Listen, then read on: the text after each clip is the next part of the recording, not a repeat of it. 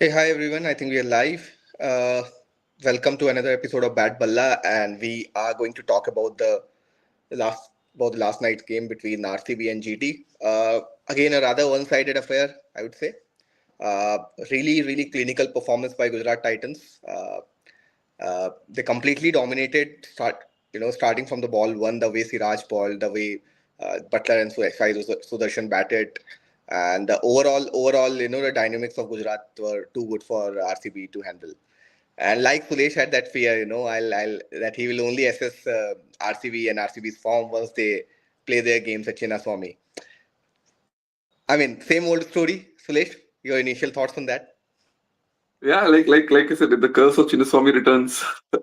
No, see, once you are 40 for four, right? It's a small game. The comeback chance of comeback very difficult, and in a pitch which is really there's nothing much in that pitch, the docile pitch, right? You can't really expect too much of a comeback once you're 40 for four, and it looked very green. I mean, Gujarat won the toss, I think, and they obviously correctly decided to bowl. And what a spell! I mean, again, the RCB man doing it against RCB, it was very what do you call it, difficult to watch. I mean, somebody who's performed so well for RCB. I think about 8 years he's played for RCB, Yeah, 7, 8. 70 odd wickets, I think. Yeah, and I mean, such a good bowler. I mean, to be really frank, he's been a very good servant of RCB. Has been taking wickets up front for a long time, and to see him do that against RCB, it was very sad. I mean, very difficult to watch, but happy for him. I mean, and he silenced those people who thought that he doesn't deserve a place in this team. Yeah, fair point. Absolutely bang on, Sulesh. I mean, the way Siraj balled, it was really hard. I think he had a point to prove, Yeah, not only to the RCB management, but also to the Indian cricket team, Indian cricket yeah, management as well, right? So he was there to prove a point, and he did it in a terrific manner. I think coming to the overall bowling dynamic, the fast bowling dynamic, like you mentioned, the pitch was absolutely good, green yeah. top. You can the ball was doing all sort of things, moving on, jagging off the seam, and that moment in the air as well, a little bit of that as well. Fresh pitch at Sinnaswamy, you expect that. But really weird, batting approach by RCB, I would say. They lost a couple of early wickets, and I think rather than seeing off that new ball, I know there's not much of a time to do that in the T20 format, especially in the modern day, the way modern day cricket is played in this format. But still, the Yeah, batters could have given yeah. them a couple of overs to sort of get their eyes in and then sort of go bonkers. I was a little surprised with the batting approach. Even the likes of Jitesh Sharma, Livingstone, everyone was there to sort of go hard from the ball one, which was a little weird considering the situation. Yeah, no, I mean, I agree to what you're saying, but that's like you said, right? That's the way the modern game is going, and everybody's expected to go at a quip of 160, 160 plus. And if you can't do it, somebody else will do it. That's the way it is, right? And the anchor role is, I mean, even Kohli was supposed to do it, Kohli, but even he tried hitting that shot, and okay, 9 out of 10 times that shot would have gone through. But yesterday was unlucky. That was all that he could say. But I don't know. I mean, and once, yeah, I agree, and I think the difference here is that once you like even SRH, right? Once you come across a good bowling lineup, that's when it starts falling apart. And yesterday was a really good bowling lineup. I mean, Siraj and Prasidh Krishna. I mean, again, I would want to bring out Prasidh Krishna as well, right? I mean, if he gets those conditions, he's unplayable. The bounce he gets, it's just and the pace he bowls at. He easily bowling at 145, 146 yesterday. Very tough to face. And I mean, even towards the end, I know Tim David took some runs off him in the last, but a lot of them were edges also. It was very tough to hit Prasidh Krishna out of the attack. And good bowling in good conditions, you probably, like you said, have to give a respect. But unfortunately, that's not the way the game is going, and they assume that if you can't do it, somebody else will do it. But nobody did it yesterday. So even Ishan Sharma was, I think pretty good. And one very Yeah, interesting fact about GT bowling lineup was that, or the overall squad was that they only got two foreign players in their starting 11. Obviously they got in Rutherford in the second yeah. half of the inning. Impact. But they had someone like the big South African Gerald Coetzee sitting on the bench. But they went with the Indian combination, tried and tested combination Yeah, of Siraj, Prasidh Krishna, and even Ishan Sharma, right? which And, also, and hats off to the management, hats off to Ashish yeah, Nehra over there. And that's the yeah, kind of aggression a fast bowler brings onto the table, right, as a coach. yeah, So really solid planning from from the GT management, considering the situation, considering the wicket, and what an execution by the fast bowlers, right?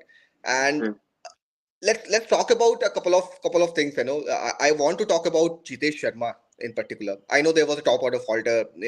Patidar could not do it today, but I think a short knock, but I think really impactful knock by Jitesh Yeah. Sharma. And obviously in the end, it was not really good enough from the RCB's point of view.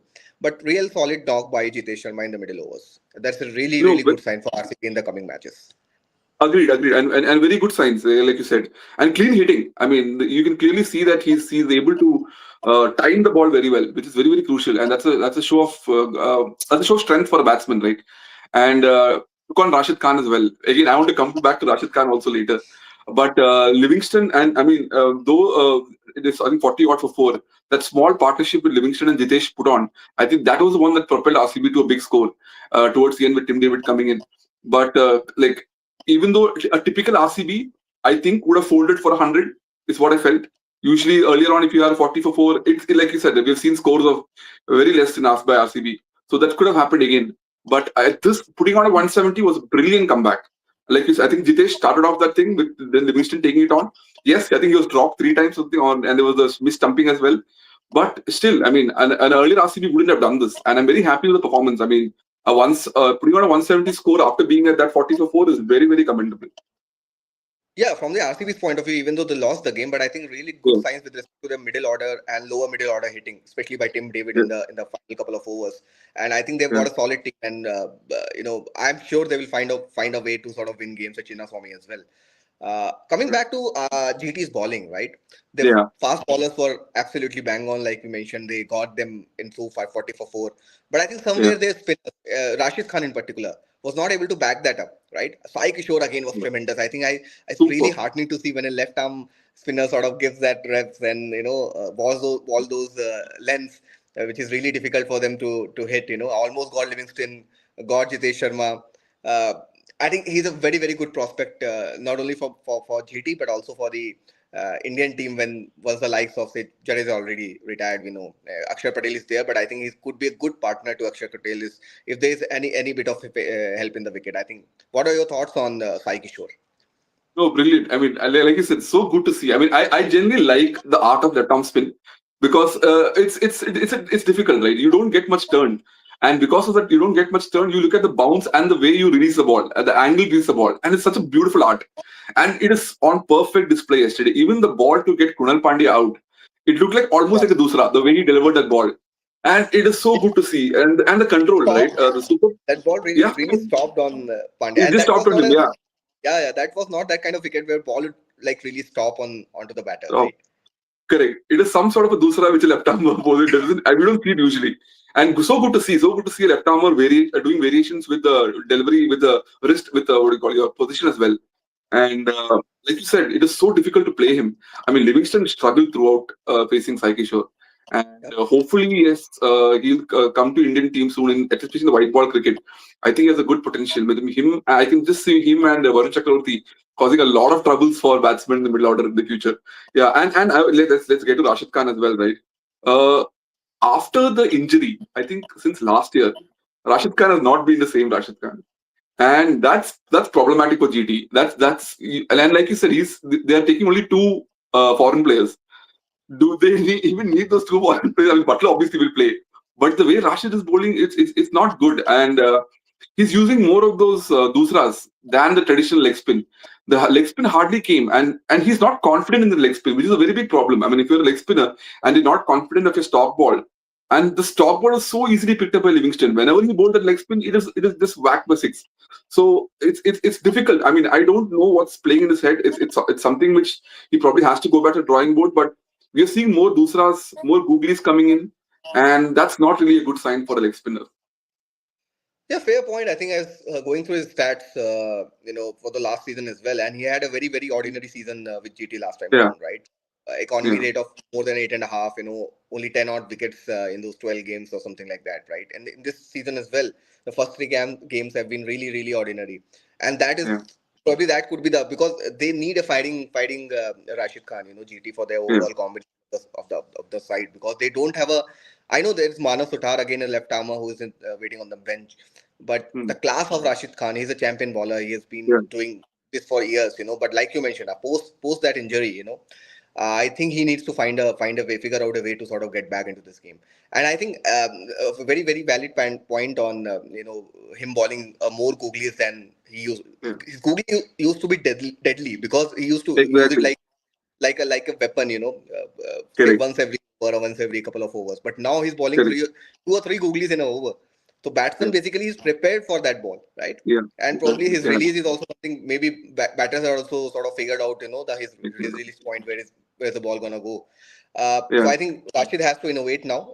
Otherwise, I think the way this game is going, he might fade out very soon. I mean, I know he's been a champion bowler, but again, you gotta evolve. The same thing happened with Narayan as well a few years ago when he sort of revamped his bowling action, but again had an ordinary couple of seasons, but again found a way to sort of come back into the game, Yeah. right? So Rashid has to do something similar as well, and I Yeah. think GT would definitely want a fighting Rashid, if they have to go on and win the tournament.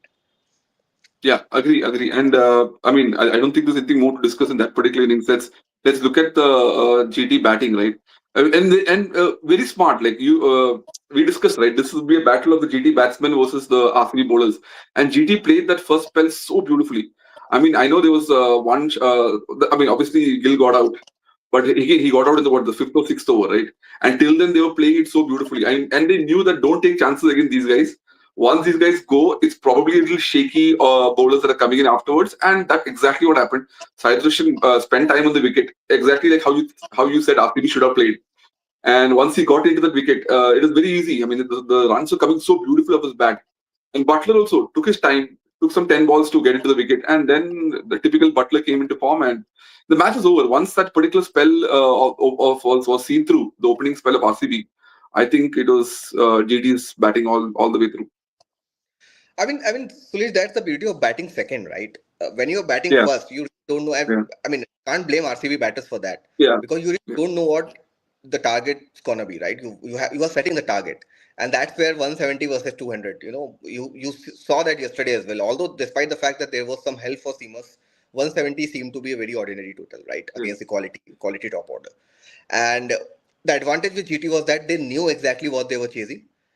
अगर total 200 220 होता तो they would taking the have to risks. Yeah, follow they had to follow a different approach, right? So that's the advantage they had. Could also a bowling performance, right? uh, and then they were smart enough to sort of navigate and figure out a way to sort of see off that opening spell by Bhuvaneshwar and Hazelwood. Bhuvaneshwar in particular was very very good. yeah, He bowled a very very tight spell, 4 overs 23 runs, and got that crucial wicket of Gill as well, and had a lot of played and miss. Hazelwood too, I think, bowled a brilliant first spell, although he was taken apart in the second spell. But again, like you mentioned, they knew once these two guys are done, there's not much bowling in terms of the condition which would sort of give them too much trouble, and yeah, they really took down the spinners. They played Yash Dayal sensibly against someone who could have yeah, got the ball talking, under those circumstances. So I think really smart batting by GT, and ominous signs for the other teams as well, because the fighting Josh yeah. Butler, because it's like he's suddenly woken up, from the slumber, and Means five steps in as well, right?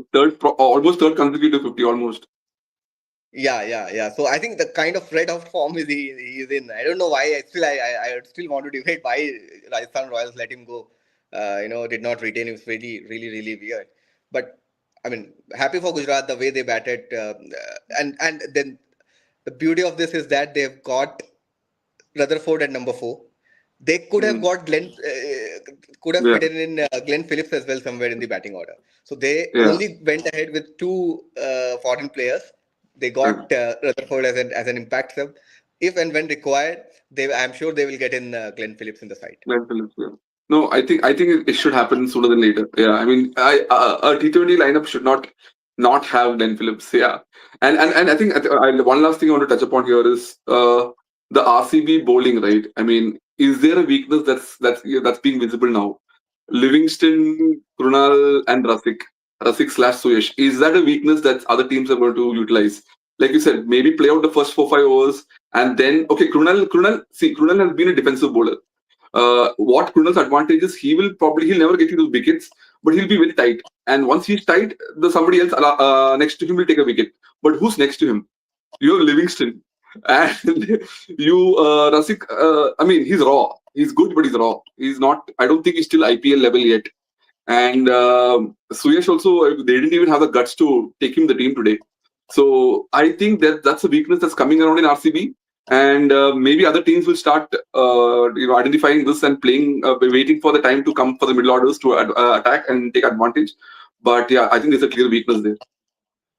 I think I won't be that hard. After I mean, I know the game was not that great for RCB, but I think Yeah, uh, you spoke about Krunal Pandey. I think Krunal is someone like you mentioned. He's not really an attacking bowler, but I think if the other team is chasing, for example, let's for a moment think that we are playing at Chinnaswamy, right? Because if you are playing in the likes of say Eden Gardens or Chennai or Lucknow, I think Pandya will definitely come in handy. But even in Chinnaswamy, if the opposition is chasing a 200 plus total, I think that's where Pandya could come in handy. He can sort of restrict the flow of runs. He can sort of create that pressure. But the problem with the RCB is that they don't have a quality world class leg spinner or a Chinaman like the most of the other yeah, teams they've got. yeah, Suresh Sharma is a good bowler, but I think he still needs condition, right? So, yeah, for example, like you mentioned, today the management did not have guts to get in Suresh Sharma. Although I still believe they should have got Suresh Sharma instead of yeah, Asik. yeah, Because if the opposition is chasing 170 odd runs and they've got to a good start, then you need a leggy, right? Who can basically create those sort of get you those crucial wickets. Otherwise, the game is done and dusted, right? So I yeah, still feel that they should have found a way to get in Suyesh. But yeah, this could be a potential weakness for them going ahead if the opposition sort of gets a good start. They sort of don't lose those early wickets. Then in the middle overs, they really don't have any world class spinner who can strangle the opposition or get those crucial wickets for them. yeah. And then it comes back to the whole point, right? RCB has to put up a good score. So, yeah, I mean, back Chinnaswamy, it's very simple, man. I mean, if you don't get a 200, you are not in the competition. It's as simple as that. And you have to have that power hitting. I mean, RCB tried, but once you are 40 for 4, it's always difficult. That's why again I'll go back to the auction, and we actually were surprised when these guys did not pick Chahal back, right? Because Yeah, I thought that Chahal is a kind of bowler. He's got the experience. He's got the experience of playing at Chinnaswamy as well, and he could have been a game changer for them again this season around. But again, can't change that. But I think someone like a Suyesh would have to, punch above his weight if RCB has to do that control job or the you know, if they got to pick wickets in the middle overs. I think someone like Suresh Sharma has to come to the party. and Cool. what's the next match today? I've not had a chance to check. So it's KKR versus Sunrisers. It's going to be Oh at yeah, Eden correct. Garden. Oh yeah, Uh, yeah, Eden Gardens. Yeah, Rematch of the final. I think Sunrisers would be eager to take that revenge from KKR. yeah. Uh, but again, I Both think haven't got a good start, right? both of Both the haven't got both the really a teams. good. Yeah. You Yeah, expected Sunrisers correct. to sort of go bonkers, and they had a very very solid start. First game they just completely Yeah, dominated the opposition. But again, the next game against Lucknow, and then again in the next game, the opposition found a way to sort of contain their batters. And once their batting is once their top order is not performing, even though their middle order is as good as their top order, but again, once they're not putting up that 230, 240 score. I think their bowlers probably they don't have that depth in their bowling. I know Cummins is there, yeah. Shami is there, but still from the T20 cricket point of view, they don't have that depth to contain to sort of defend 170, 180 frequently. Yeah. No, no, you're right. I mean, again, but that's the way SRH plays, right? I'm sure they won't change the strategy. It'll be same Yeah. attacking, going strong up front. But I think the whole battle will be the SRH batsmen versus the KKR spinners, Narayan and Chakravarti. I think that's the interesting battle to look out for. But yeah, I mean, surprising that these two teams are struggling, and we didn't expect these two this match to be a match of the strugglers, but that's the way it is right now. So looking Yeah, forward to it, yeah. and let's catch up tomorrow as well. Yeah, sure. Looking forward to it. Hope we have a good game, a rather close game. Been tired of watching one-sided games recently. One-sided matches. Yeah, true. Yeah. Let's see. See you guys. Thank you so much. So, thank you. Bye.